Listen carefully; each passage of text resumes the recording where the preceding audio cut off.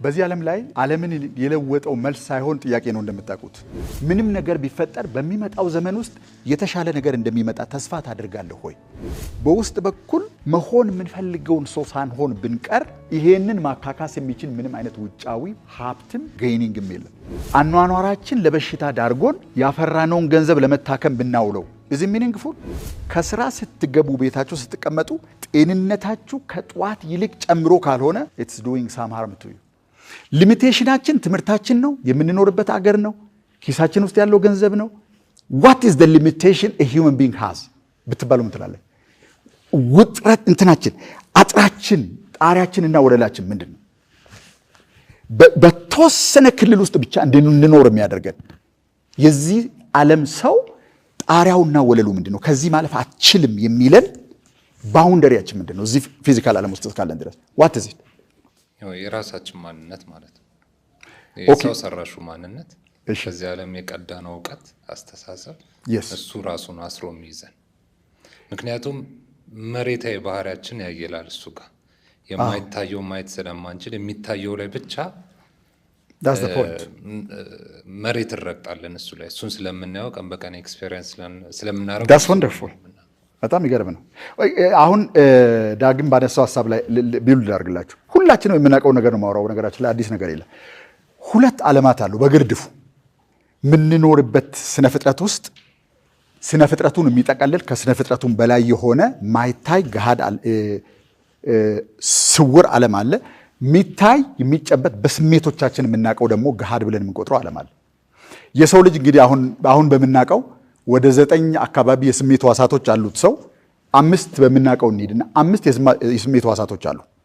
ይሄንን የሚታየው ገሃዱን ዓለም ምናጣጥመው ኤክስፒሪየንስ የምናደርገው በምንድን ነው?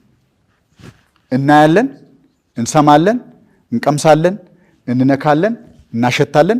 እነዚህ 5ቶቹ የስሜት ዋሳቶቻችን ናቸው ከሚታየው ገሃድ ዓለም ጋር ኢንተርፌስ የሚያደርጉ።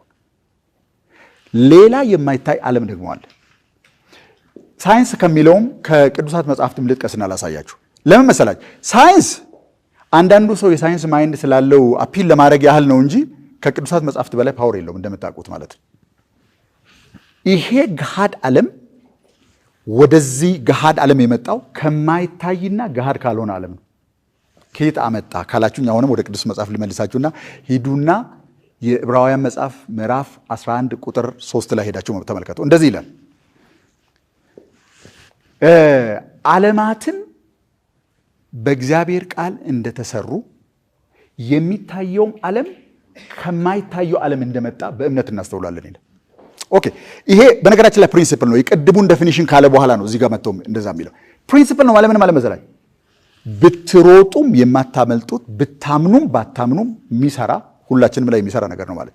አሁን በህይወታችን ውስጥ ያሉ የተገለጡ ውጤቶች የሚመጡት ካልተገለጠና ስውር እኛ ውስጥ ካለ ፓተርን ነው።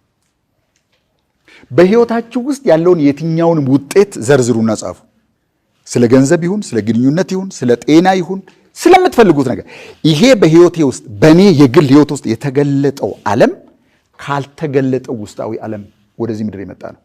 ምንኖርበት ስነ ፍጥረት ነገራችን ላይ ያስደምማችኋል በጣም ምን ያህል ከአእምሮ በላይ የሆነ ረቂቅ ዲዛይነር እንደሰራው ታውቃላችሁ።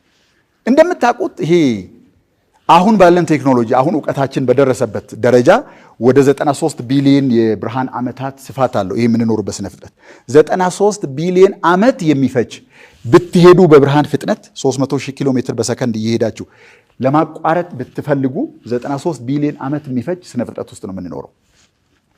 ይሄ ስነ ፍጥረት እነሱ ሳይንቲስቶች ለመጠቀም ስለማይፈልጉት ቃሉን ዩኒፋይድ ፊልድ ብለው የሚጠሩት ግን ባህሪውን ሲገልጹ ደግሞ የራሱ ኢንተሊጀንስ ያለው ሃክ የማይደረጉ በሰው ልጆች የራሱ ፈቃድ ያለው ግን ፍሬንድሊ የሆነ ካይንድ የሆነ ስፒሪት ነው ይሄንን ስነ ፍጥረት የሞላው።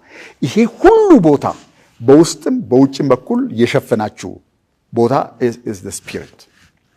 that's the spirit። አሁን እኔም ብትጠይቁኝ ባወራ ደስ የሚለኝ የፈጣሪ መንፈስ ነው ስነ ፍጥረትን ጠቅላላ የሞላው። መሬት ላይ ብቻ አይደል። ይሄ ሁሉ በትሪሊየን ትሪሊየን ትሪሊየን የሚቆጠሩ ከዋክብቶች ፀሐይን 1 ሚሊዮን ፀሐይ አንድ ራስ ውስጣቸው አስገብተው ዝም ማለት የሚችሉ በጣም ጃያንት ከዋክብቶች አሉ። ከሩቅ ስናያቸውችን ነጥብ የሚያካክሉ የሚገርም ስለ ፍጥረት ውስጥ ነው የምንኖር። ይሄ ሁሉ ቦታ የተባለው ነገር የተሸፈነው በእግዚአብሔር መንፈስ